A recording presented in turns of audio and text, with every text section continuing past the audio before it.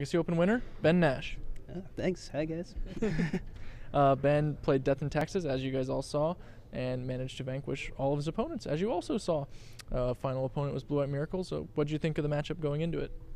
I feel pretty comfortable about it. I know he's on a terminus plan, so I can't really overextend there. I also feel like really between Wasteland and SCGPORT and Thalia, like I'm going to be able to make everything he's casting that he wants to be casting at 1 and 2 cost 3, 4, 5, and usually that'll get there.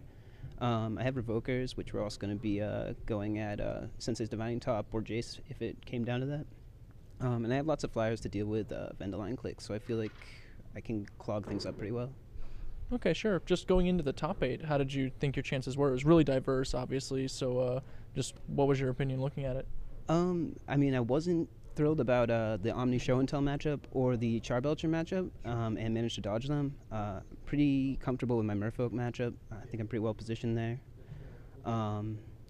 Yeah, I mean, I was hoping to dodge the combo decks. I have some hate against them, but still not solid. You took quite a few mulligans over the course of the top 8. Were you nervous, especially when you're hitting 5 cards? Like, did you really feel like, oh man, not like this, not like this? You know? I mean, sort of. The deck's been way too good to me as far as getting what I need, so I have to give it props for that. It's a lot of 4-ofs, so you can kind of count on the cards to be there when you need them to be, but yeah, I don't know. I had a few that were 1-landers with like Wasteland and SCGPORT that you really just can't keep. And I had one where it was 3 pieces of equipment and 3 land, and that's not any pressure at all. So, I mean, my mulligans were pretty straightforward. Like, they were just straight up not going to get me there. So, wasn't thrilled about it, but I think I had to do it, and it paid off. Awesome. Well, how long have you been playing Death and Taxes? I started right before the survival ban, so 2009-ish. I've been playing the deck off and on. Yeah, so I've got a few years under my belt with it, and I don't know. I mean, it keeps getting more and more great stuff from Wizards, so that's awesome.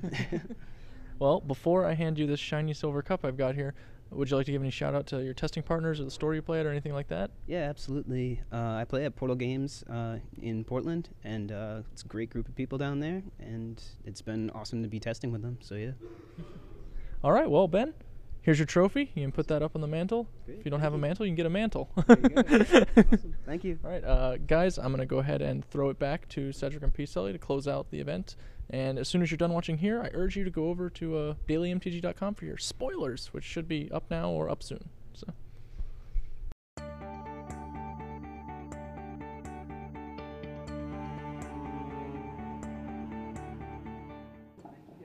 Hello and welcome back. Another weekend of Magic wrapped up. 2 champions this weekend. A new standard, new legacy tournament. It's in the books. It's in the books, baby. We made it. We hopefully made it look easy. Yeah, Just getting the dust off my hands. Yeah, but it's not. But we got a lot more in store coming up in the next couple weeks. Yes, we do. Next weekend we're going to be having an open in Los Angeles. I will be taking off the cover shirt and putting on the gloves and mixing it up in the standard and legacy opens. Well, you, my friend. I'll be leaving the cover shirt on. This will be with me again. I will not have this Patrick with me, but I will have a different Patrick to my left, perhaps my right, if I'm feeling nice. I'll let him choose where he gets to sit. His last name is Chapin. Perhaps you've heard of him. Recent Hall of Fame inductee. The Innovator. The Innovator himself. Yeah. I have the Rainmaker today. I have the Innovator next week. You live a pretty good life, I gotta say. Good, clean living to be a commentator. So that's coming up this next weekend. Correct. We're going to be having an open in Los Angeles, and then the big show, 2 weeks away.